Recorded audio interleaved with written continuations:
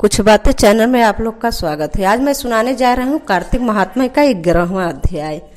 हाँ, आप लोग मेरे चैनल को सब्सक्राइब और वीडियो को लाइक कर दे। चलिए शुरू करती हूँ, बने रहे मेरे चैनल पे।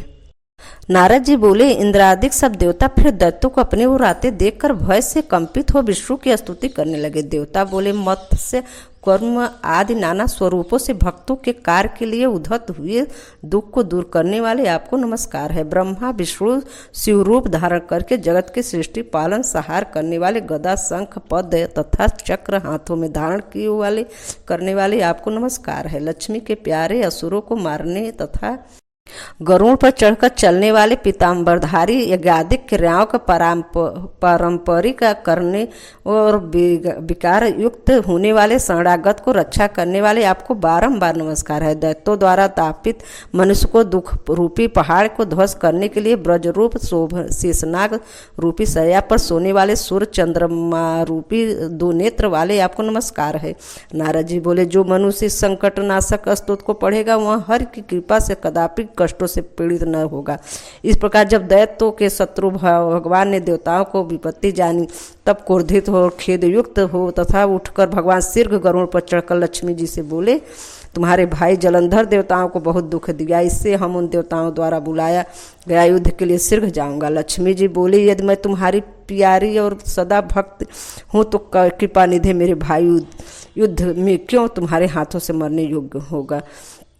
श्री भगवान बोले, रुद्र के अंश से उत्पन्न होने वाले ब्रह्मा के वरदान तथा तुम्हारी प्रीति से यह जलंधर मेरे मारने योग्य नहीं है। नारद जी बोले, ऐसा कहकर गरुड़ पर चढ़े शंख चक्र गदा नंदक खंडक को धारण किए भगवान जहाँ देवता स्तुति कर रहे थे वहीं शीर्घ पहुँचे।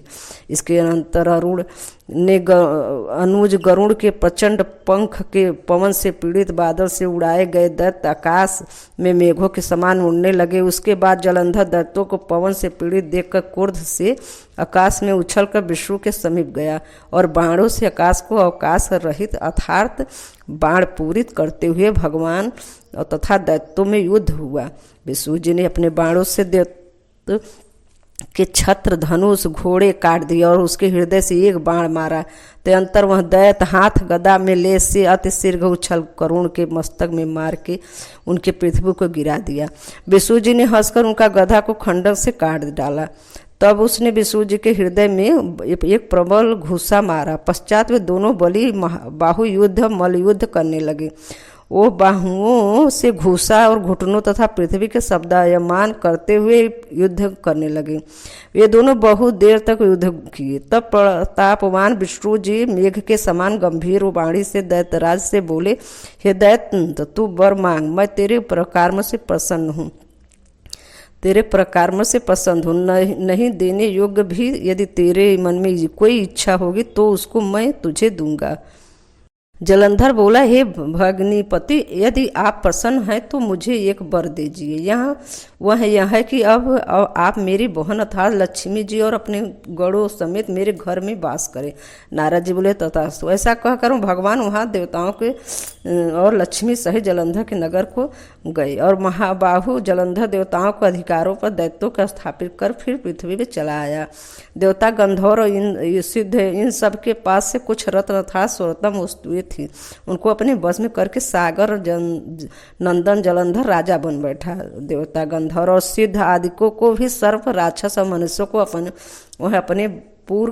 अपने पूर्व का नगर निवासी बनाकर तीनों लोगों को राज करने लगा। इस प्रकार जलंधर देवताओं को अपने बस में करके प्रजा का धर्म से निज पुत्र के समान पालन करता था।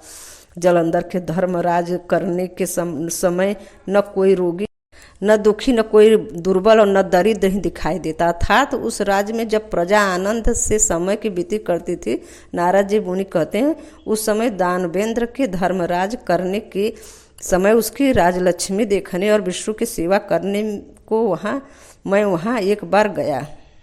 11वां अध्याय संपूर्ण। ओम नमो भगवते वासुदेवाय नमः। हर हर महादेव। धन्यवाद।